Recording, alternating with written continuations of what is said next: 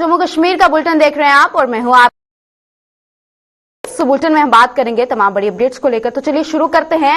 इस वक्त की पहली खबर को लेकर बात करेंगे। जो बड़ी खबर जो है पुंछ के सूरनकोट इलाके से जो है वो सामने आ रही है। तो चलिए इस खबर की ओर रुख करते हैं और बातचीत करते हैं कि क्या कुछ सूरत हाल है। वहीं पर सूरनकोट के बेरामंगला जंगलों में चल रहा सर्च ऑपरेशन, जंगलों में कुछ और आतंकियों की मौजूदगी की आशंका। आज सुबह हुई मुठभेड़ में सुरक्षा बलों ने मारा था एक आतंकी। वहीं पर स्थानीय लोगों से भी की संदिग्धों पर नजर रखने की अपील। तो आपको बताते चले कि अगर जिला पुंछ की बात करें तो जहां पर सूरनकोट में सुबह जो है एनकाउंटर जो है वहां पर स्टार्ट होता है, क्योंकि वहां पर कुछ लोगों को जो है कुछ संदिग्ध जो है देखे जाने की खबर उन तक पहुंची थी। और वहीं पर तमाम पुलिसकर्मी जो है वहां पर पहुंचते हैं। जम्मू कश्मीर की पुलिस जवान वहां पर पहुंचते हैं और वहीं पर पूरे जंगलों की छानबीन जो है वहां पर शुरू की जाती है। वहीं पर ये भी खबर जो है हम तक पहुंच रही है कि जहां पर वहां जब सर्च ऑपरेशन जो है वहां पर शुरू किया तो वहां पर पेड़ों के पीछे जो है एक आतंकी छिपा बैठा था, जिसने गोलीबारी जो है वहां से शुरू कर दी और जवाबी कार्रवाई में उस आतंकी को जो है मार गिराया है। ये खबर जो है इस वक्त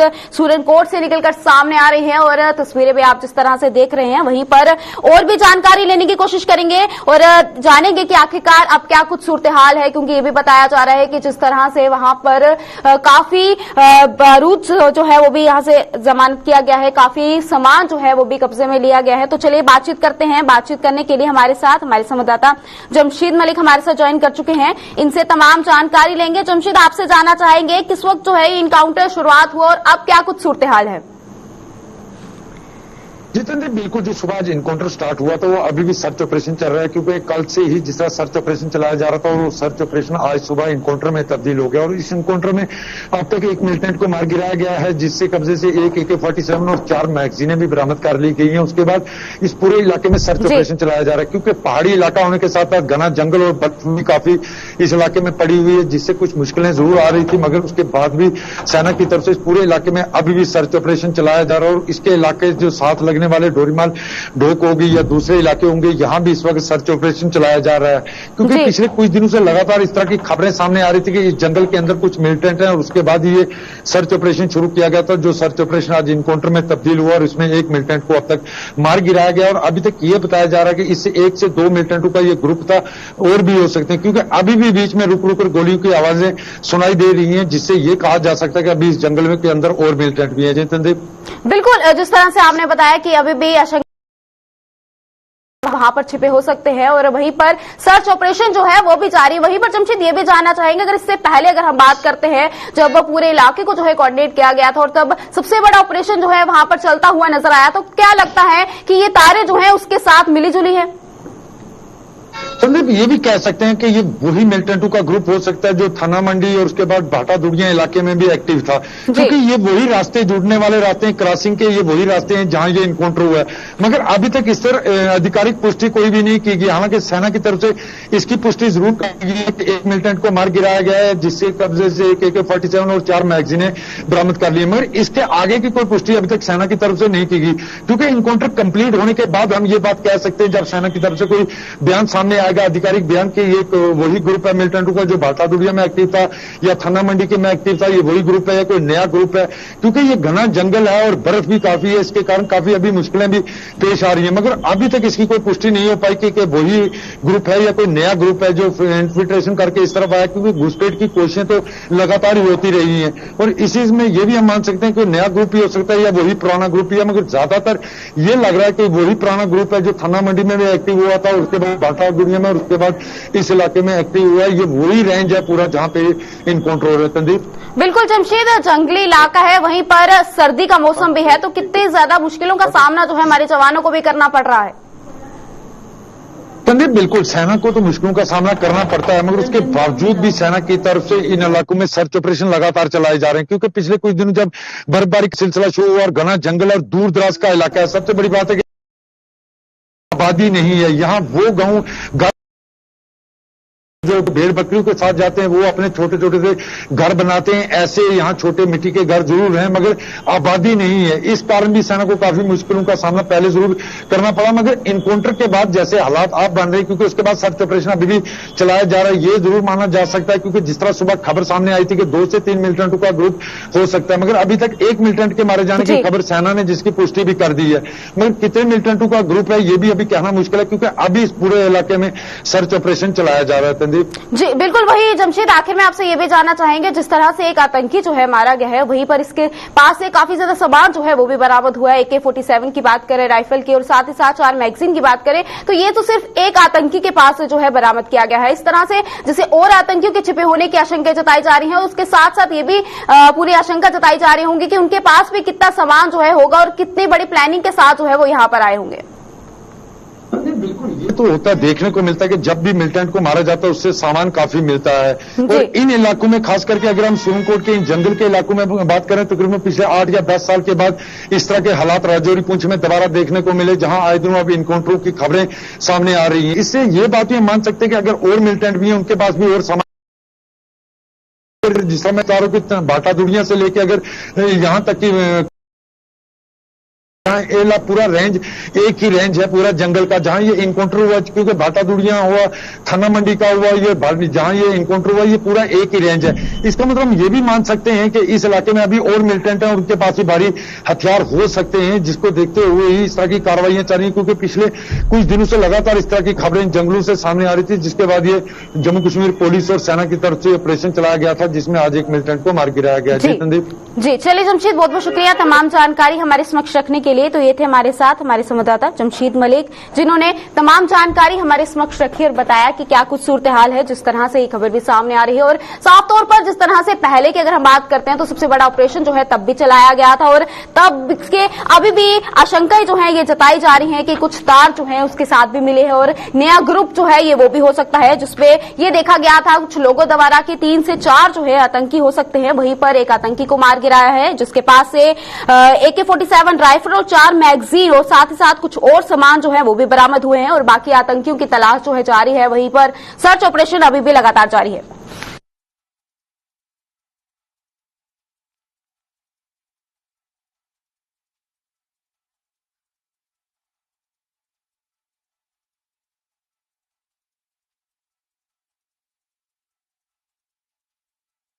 तो चलिए अब इसी के साथ अगली खबर की ओर रुक कर चलते हैं। हम रुक करते हैं गांधरबल की ओर। गांधरबल से क्या कुछ अपडेट निकलकर सामने आ रही है कि आज गांधरबल में बड़ी जनसभा, वहीं पर पार्टी उपाध्यक्ष उमर अब्दुल्ला कार्यकर्ताओं को कर रहे संबोधित। जम्मू खिते के बाद अब कश्मीर में हुक्का भर रहे नेशनल कॉन्फ्रेंस। आपको बताते चले कि नेशनल कॉन्फ्रेंस जो है लगातार जनसभा जो है वो करती हुई नजर आ रही है, रैलियां करती हुई नजर आ रही है, समर्थन करती हुई नजर आ रही है, और इस बीच लगातार पूरे जम्मू कश्मीर का दौरा करते हुए भी नजर आ रही है। वहीं पर अगर उमर अब्दुल्ला की बात करें तो वो भी जिस तरह से वहां पर तमाम बड़े बड़े दिग्गज नेता जो है उनके साथ और मौजूद हैं। और वहीं पर एक और खबर जो निकलकर इसमें सामने आ रही है कि जिस तरह से अगर हम बात करें नेशनल कॉन्फ्रेंस के बड़े नेता इशफाक जवार की, तो ये बताया जा रहा है कि वो इसमें इस रैली में जो है वो नहीं मौजूद नहीं है। लेकिन आखिरकार क्या कुछ वजह है कि वो यहां पर मौजूद नहीं है, पूरी जानकारी लेंगे और जानेंगे क्या कुछ जानकारी निकलकर सामने आ रही है, और उसके अलावा कौन कौन नेता है उस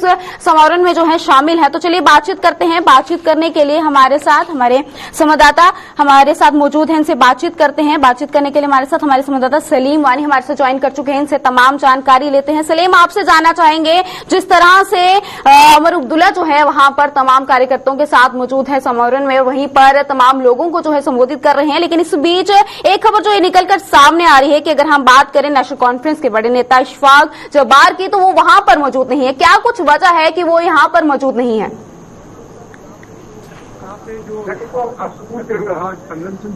कोशिश की पहले उमर अब्दुल्ला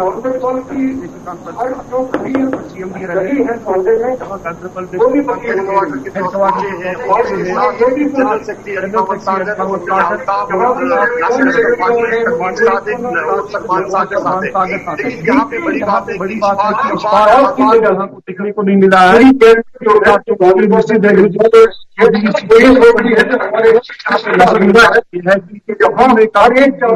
हमको दावत दी गई है। बड़ी बात गांधरबल की यह है कि MLA इशफाक जब्बार यहाँ पे नहीं है। हमारे पीछे जो इस वक्त कन्वेंशन चल रहा है उमर ये अल्ताफ जो इस वक्त स्पीच दे रहा है, लेकिन लोगों का यहाँ पे ये है क्योंकि इशफाक जब्बार ने भी आज एक प्रोग्राम रखा है। उसकी जो मिसेज है डीडीसी चेयरपर्सन, उसने अपना एक प्रोग्राम रखा है। उसका डीडीसी चेयरपर्सन का ऑफिस उसको इनाग्रेट करना है, सेम टाइम करती है। यहाँ गांधरबल से थोड़ी 1 किलोमीटर करीब पार ब्रिज के पार वो प्रोग्राम चल रहा है। ये नेशनल कांफ्रेंस का यहाँ पे ऑफिस है, जहाँ पे इनका कन्वेंशन चल रहा है। यहाँ पे भी लोगों ने काफी तादाद में शिरकत की और सूत्रों के मुताबिक बोल रहे कि वहाँ पे भी लोग हैं, लेकिन यहाँ पे इशफाक जब्बार और उसकी मिसेज को नहीं देखा गया है स्टेज पे, जहाँ पे प्रोग्राम नेशनल कांफ्रेंस का चल रहा है। बिल्कुल, जिस तरह बताया कि इनकी मिसेस का भी जो है कोई प्रोग्राम जो है वो चल रहा है, वहीं पर इसी बीच ये भी जिस तरह से सूत्रों के हवाले तक खबर पहुंच रही है। और इसके साथ साथ क्या लगता है सलीम, जिस तरह से वहां पर वो अलग प्रोग्राम जो है करते हुए नजर आ रहे हैं, यहाँ पर अलग प्रोग्राम जो है चल रहा है, तो कहीं ना कहीं अनबन जो है वो भी कहीं ना कहीं दिखती हुई नजर आ रही है। बिल्कुल, यहाँ पे पिछले 4 महीने से जो इशफाक जब्बार और पार्टी के बीच में जो अनबन चल रहा है और जो गांधरबल के नेशनल कांफ्रेंस के वर्कर्स है, आपने देखा होगा 1 महीने पहले यहाँ पे डिस्ट्रिक्ट प्रेसिडेंट भी नया बनाया गया है और इशफाक जब्बार ने भी रिजाइन किया था। और डीडीसी चेयरपर्सन जो नुसरत इशफाक है, उसको भी जो आदमी इस्तेमाल हुआ था 11 बंदों ने उसको यहाँ पे वोट विड्रा किया था। जो उसके पार्टी के अपनी पार्टी के 4-6 बंदे थे, उन्होंने भी उसके वोट विड्रा किया है।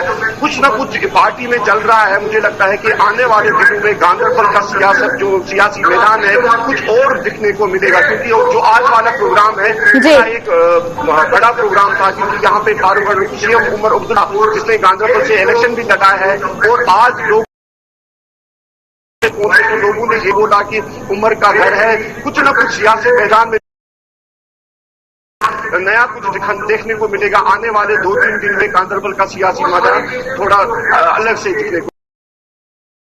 तमाम जानकारी हमारे समक्ष रखने के लिए तो ये थे हमारे साथ हमारे संवाददाता सलीम वानी, जिन्होंने तमाम जानकारी हमारे समक्ष रखी और बताया कि क्या कुछ सूरत हाल है, क्या कुछ जानकारी जो है वहां से।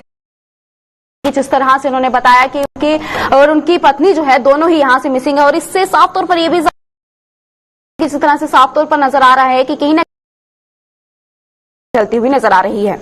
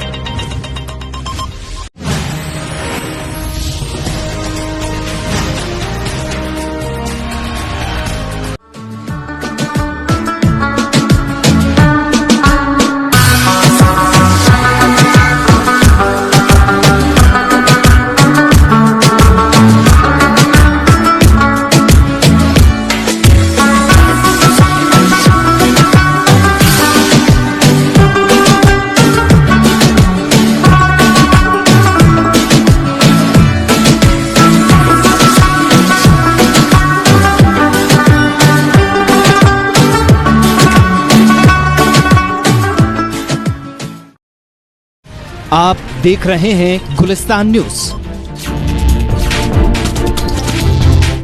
कौमी और बैनुल-अक़वामी खबरों पर सबसे पहली नजर। नौजवानों के अमूर की वजारत की बात करते हैं। जम्मू कश्मीर की खबरों पर हमारी खास नजर। बीजेपी को 70 साल लगे, 370 को वो भी इलीगली और अनकॉन्स्टिट्यूशनली हटाया। कुछ भी करना होता था दिल्ली से होता था। जहां कोई नहीं पहुंचता वहां पहुंचता है गुलिस्तान न्यूज। टीवी न्यूज हो, बाकी सरकारी चैनल्स और रेडियो जो ट्रांसमीटर्स हैं उन पर नशरियात जारी रहती थी। गुलिस्तान न्यूज, खबर तह तक।